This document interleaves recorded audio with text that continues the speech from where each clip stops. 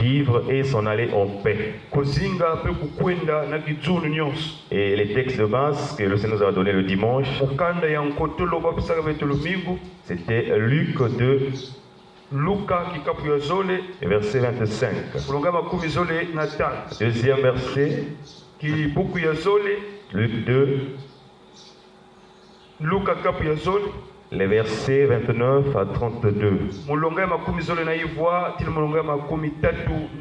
Et Dieu nous a enseigné, je vous dis que dans la Bible parle des lieux et des noms.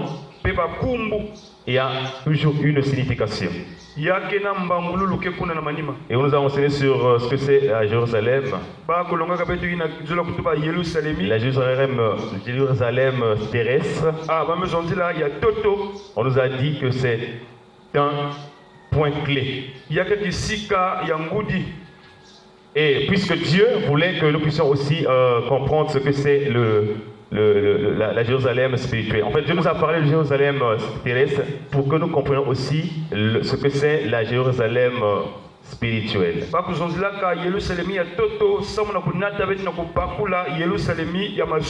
Et Dieu nous a encore enseigné sur la signification du nom. Le nom de Siméon, pour ceux qui étaient là le dimanche. Et qui veut dire entendre. Entendre dans le sens où l'homme, où toi et moi, nous prions. Dieu entend la prière et Dieu exauce en faveur de la personne. Et quand nous avons parcouru l'enseignement le dimanche, nous sommes arrêtés sur la question qu'est-ce qui a fait que Dieu puisse exaucer Siméon? Parce que nous avons parlé de Siméon. Et le Seigneur nous a donné les traits caractéristiques ou les signes, les dispositions qui étaient en Siméon pour que Dieu puisse l'exaucer.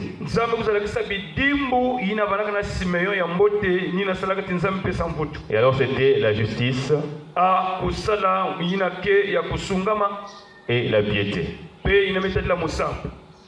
Mais bien aimé, ce matin, nous continuons, nous poursuivons toujours la même vision que le Seigneur nous a donnée par rapport à son enseignement. Et donc nous voulons continuer sur comment, qu'est-ce qui a fait que Dieu puisse exaucer Siméon. Mais ce matin, nous voulons encore voir un autre personnage qui a été aussi exaucé. Et donc la personne de Néhémie. Et donc le texte de base ce matin, c'est Néhémie chapitre 1, le verset 11. Lisons la parole de Dieu au nom de Jésus. Le verset 11, la Bible déclare: Ah Seigneur, que ton oreille soit attentive à la prière de ton serviteur et à la prière de tes serviteurs qui veulent craindre ton nom. Donne aujourd'hui du succès à ton serviteur et fais-lui trouver grâce devant cet homme. J'étais alors échanson du roi. Amen. Bien aimé, nous sommes sur qu'est-ce qui peut faire que Dieu exauce la prière? Ou quelles sont les dispositions de cœur que Dieu attend de toi et moi pour qu'elle puisse nous exaucer? À la lumière de ce verset que nous venons de lire, bien aimé, et quand je méditais, j'ai compris deux choses qui étaient en Néhémie. Et c'est ce que Dieu veut pour toi et moi ce matin. Alors la première des choses qui a fait que Néhémie soit exaucé dans sa prière, c'est que Néhémie était un serviteur. Parce qu'il dit: Seigneur, que ton oreille soit attentive à la prière de ton serviteur. Est-ce que nous pouvons acclamer le Seigneur? Et dans le verset 6 aussi du même chapitre 11, pour confirmer que Néhémie était un serviteur de Dieu, il dit que ton oreille soit attentive et que tes yeux soient ouverts. Écoute la prière que ton serviteur t'adresse.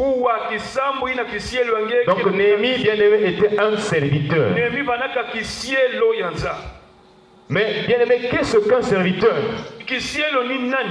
Et quand j'ai essayé de consulter le dictionnaire, être un serviteur, c'est cette personne qui est utile à quelqu'un.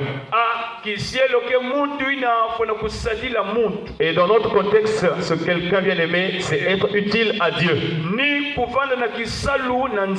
Un serviteur, c'est cet homme ou cette personne qui est utile à Dieu. Deuxième signification du serviteur, c'est être utilisé. Et dans notre contexte, bien aimé, ce matin, un serviteur, c'est une personne qui est utilisée par Dieu. Et troisième définition ou signification, c'est faire avancer les choses. Rappelons-nous parmi les paroles de Jésus-Christ qui ont été encore à l'âge de 12 ans. Quand Marie et Joseph sont en train de chercher Jésus, et Jésus leur a dit, pourquoi vous me cherchez? Vous ne savez pas que je vais m'occuper des affaires de mon Père. Et donc ici, faire avancer les choses, ce sont les affaires de Dieu, les choses de Dieu. C'est ça, bien aimé, un serviteur. Alors, nous allons comprendre que Dieu ne peut pas être insensible ou indifférent à la prière faite par son serviteur. Et nous avons deux exemples ce matin des serviteurs de Dieu qui ont été exaucés. Et vous allez lire à la maison 1 Samuel 7 verset 9. La Bible déclare, Samuel cria et l'Éternel l'exauça. Est-ce qu'on peut acclamer le Seigneur? C'est pour dire bien, quand tu es serviteur de Dieu, quand tu es utilisé par Dieu, quand tu es utile par Dieu, quand tu as fait avancer les choses de Dieu, l'œuvre de Dieu, quand tu vas élever la voix pour prier, l'Éternel va exaucer parce que tu es son serviteur. Amen, amen. Dans le Nouveau Testament, nous avons un saint serviteur, Jésus-Christ de Nazareth. Dans Acte 4, le verset 30, les apôtres ont dit, oui, au nom de ton saint serviteur, qu'il y ait des miracles, des prodiges, des guérisons. Le saint serviteur Jésus-Christ, dans son parcours, dans son ministère ici, sur cette terre, bien aimé, quand il levait la voix, quand il priait, Jésus était toujours exaucé. Nous allons voir cela dans Jean 11, le verset 41 à 42. Jésus a dit, ôtez la pierre. Il dit, je te rends grâce de ce que tu m'exauces. Le verset 42, Jésus dit, pour moi, je savais que tu m'exauces toujours. Le serviteur de Dieu est toujours exaucé.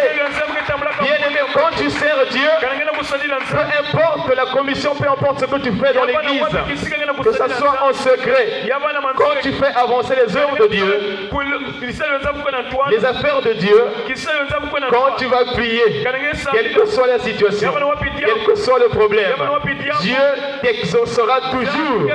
Parce que nous avons cette modèle ou cette référence en la personne de Jésus, le saint serviteur de Dieu. Amen, amen. Est-ce qu'on peut acclamer le Seigneur? Gloire à Jésus. On dira de ce que Néhémie était serviteur. Deuxième chose dans Néhémie, parce que j'ai dit nous allons voir deux choses. Deuxième chose, bien aimé, Néhémie craignait Dieu. Comment? Il dit, sois attentif à la prière de ton serviteur. Et verset 11, chapitre 1. Et à la prière de tes serviteurs qui veulent craindre ton nom.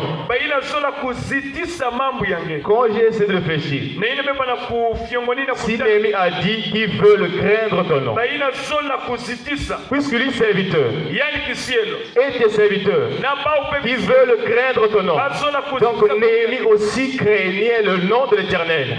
Est-ce qu'on peut acclamer le Seigneur? Deuxième caractéristique dans Néhémie, c'est que Néhémie craignait Dieu. Mais qu'est-ce que la crainte de Dieu? Est-ce que c'est se cacher parce que Dieu est grand, Dieu est puissant et tu peux brûler? Et dans les mots simples, c'est que la crainte de Dieu, c'est reconnaître l'autorité de Dieu. Néhémie reconnaissait l'autorité de Dieu.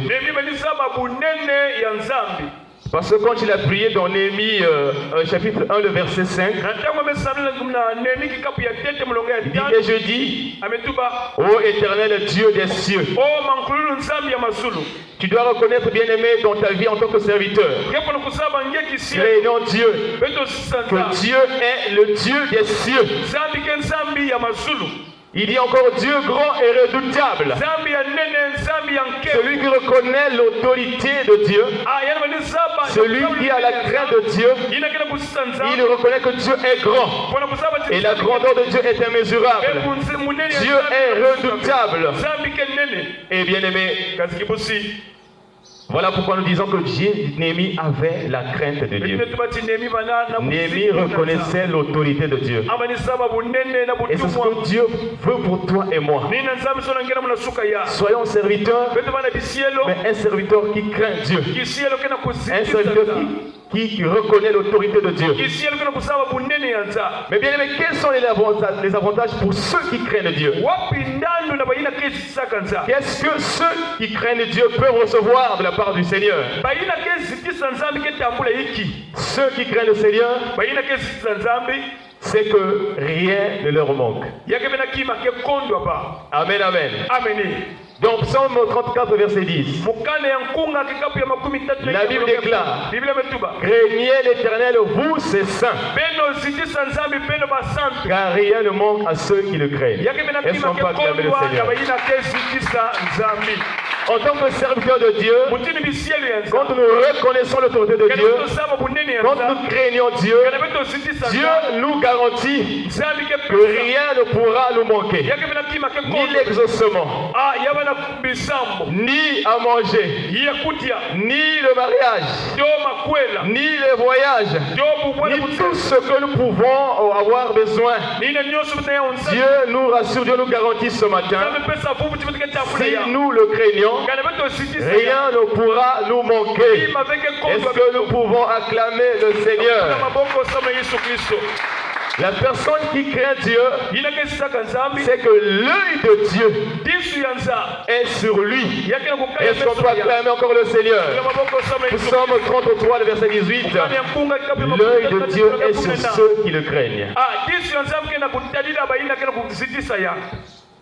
Qu'est-ce que Dieu fait encore pour ceux qui craignent son nom? L'ange éternel campe autour d'eux pour les arracher du danger.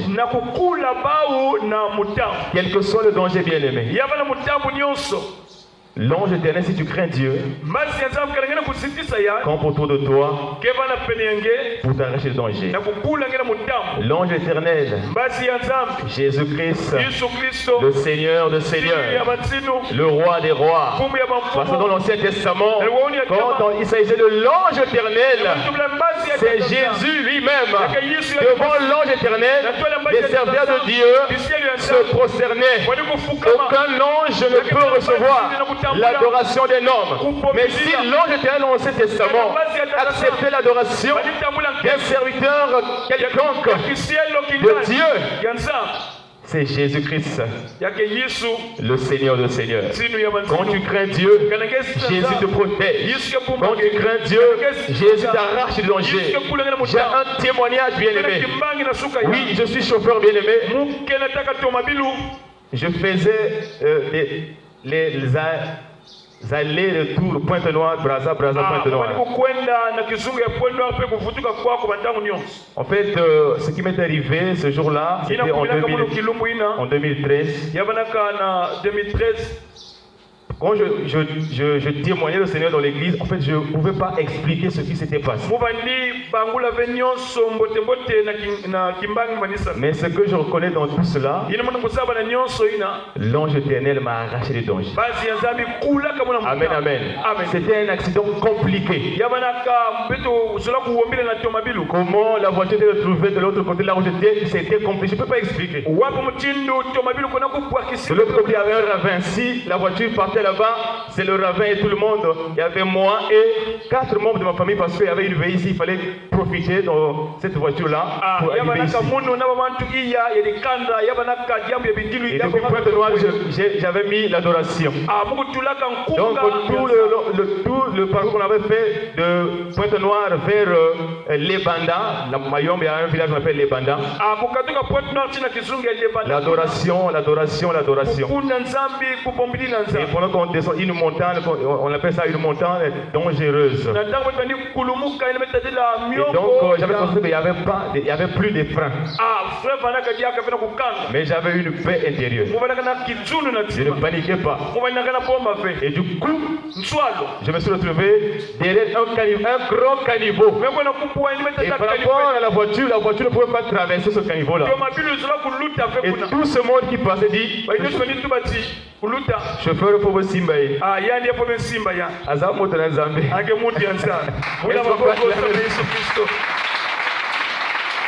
Et j'avais témoigné cette parole, je dis, l'ange éternel campe autour de ceux qui craignent Dieu, les arrache du danger. C'est là-bas que j'avais expérimenté ce que l'ange éternel fait dans la vie de ceux. Amen, amen. Donc bien aimé, nous allons finir par ces mots. Si nous voulons être exaucés, si nous voulons être protégés, si nous voulons que nous puissions manquer de rien, Dieu ce matin nous demande d'être serviteurs. Nous demande d'être utiles à lui. Il veut que nous soyons utilisés par lui. Peu importe le domaine. Il suffit que nous soyons utilisés par lui. Dieu veut que nous puissions faire avancer les affaires. Son œuvre. Et Dieu veut aussi que nous puissions le craindre. Amen, amen. Nous allons courber nos têtes dans la prière. Nous allons dire merci à Jésus pour sa parole ce matin. Prions au nom de Jésus. Notre Dieu, merci ce matin pour ta parole.